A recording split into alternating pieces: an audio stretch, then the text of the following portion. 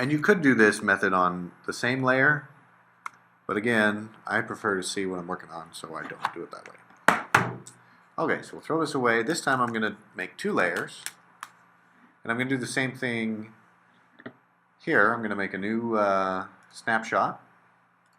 That's now my painting state. Okay, these layers both have to exist to start with. Now you could, if you want to name these, you're welcome to.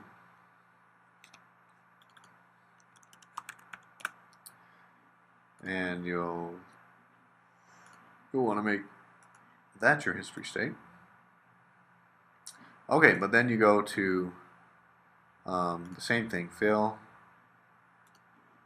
and fade, and you could put this on an action if you want, but it's not that hard to do. And I'm going to do the same thing with this layer, right?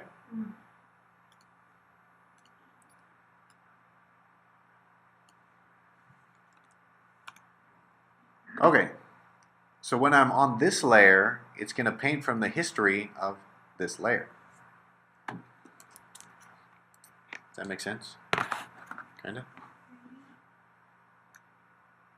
So, we want to use a larger brush, larger than you're going to use with your detail, and of course it's up to you how big a brush you do, but you want to do the same thing, and you want to end up with, if you're going for that other look, you want to end up with no white spots. And you can see how the color that's directly under my brush is the main color I'm getting, and then it spreads out from there.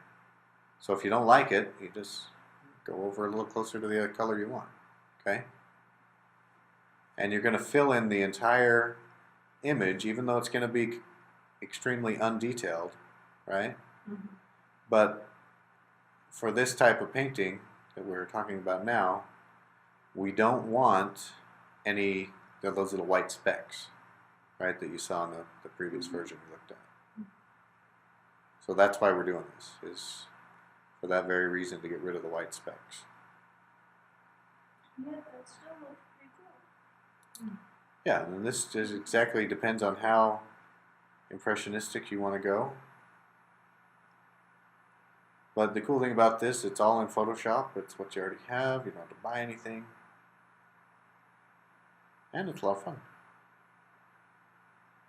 You can make, especially if you have absolutely zero skill, like me.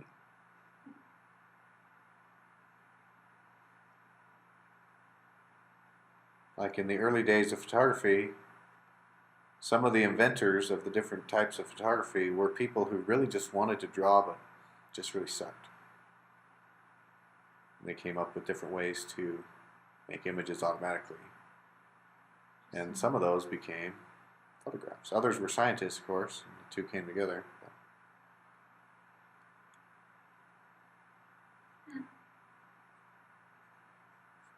See this taking shape.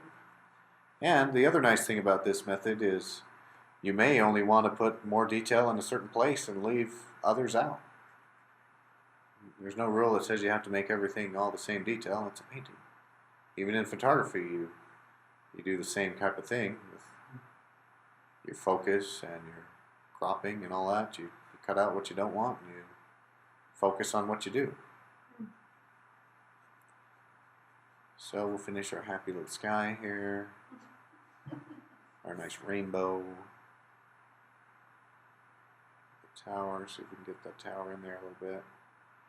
So you can see by just going over the tower and the Moroni, we can try and find a place where you can actually see them. So if you're low on patience also, this way is nice.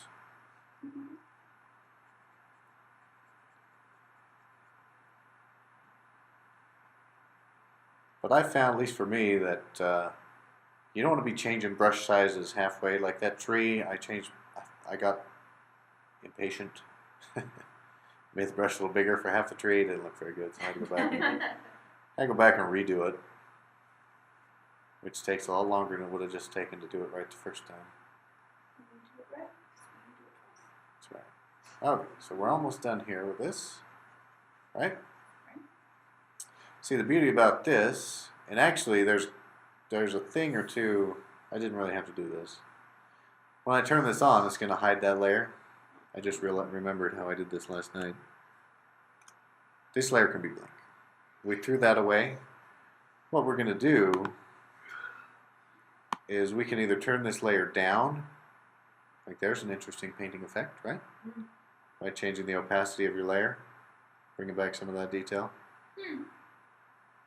But you can also turn it down or off, and you can make this layer, if you want, you can make this.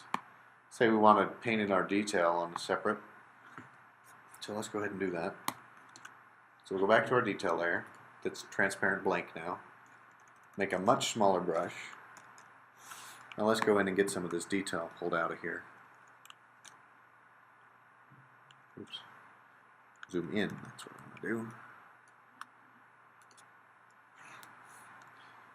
So as you paint,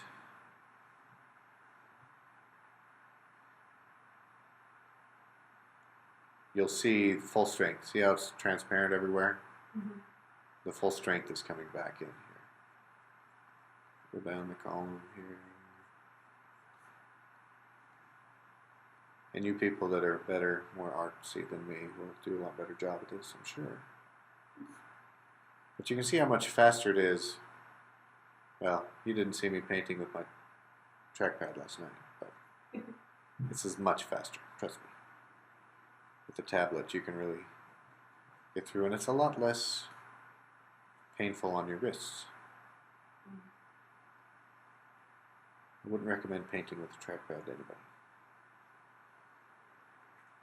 So let's just get in a little bit of detail here. Then we'll jump to Painter and show you a little bit about that. I'm definitely no Corel Painter expert, but there are some tools if you're a layperson like me, not lame-o, but layperson, not a professional painter, to help you. Say you're a photographer and you want to make these paintings in Painter. There's some tools that are really cool.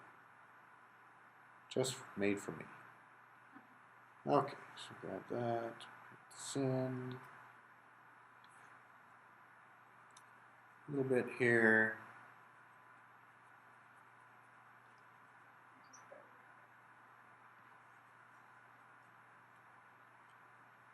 This tower around there.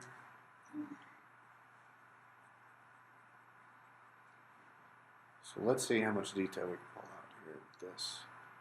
Maybe get our windows in.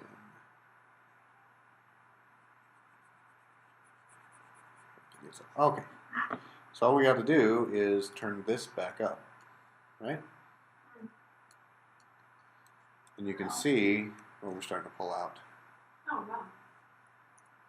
The frame, and you can also see, and you're actually, if you're fine to paint this way, it's just a little bit harder to see exactly what's there. But when you get to this point, you can still paint on this. You know, like down here, I'm like, well, where's the edge? I don't know. It's a little nicer to be able to follow the edges exactly. But it's nice to be able to see what's going on too. So you can see by using a smaller brush, we get a lot more detail. But it takes a lot longer. But you can get some really pretty cool effects with this. I don't know how it is when you're really using Yeah, except you don't have the cheat sheet underneath that. like this. Well, sometimes you do. You can either project it. In fact, many people don't know this, but Rockwell projected a lot of his to paint from, at least to get him started. He traced the outline and then that. So, in fact, they did this back into the 1500s, I believe. They'd make a box, get stand in a dark room with a little hole in it, and have their subject out there, and it would project just like a camera. It'd be upside down and backwards, but it would project on the wall, and they could trace it out, and then start their painting that way. Wow. Some say that even the Mona Lisa might have been done that way. Of course, nobody really knows. Right. Okay.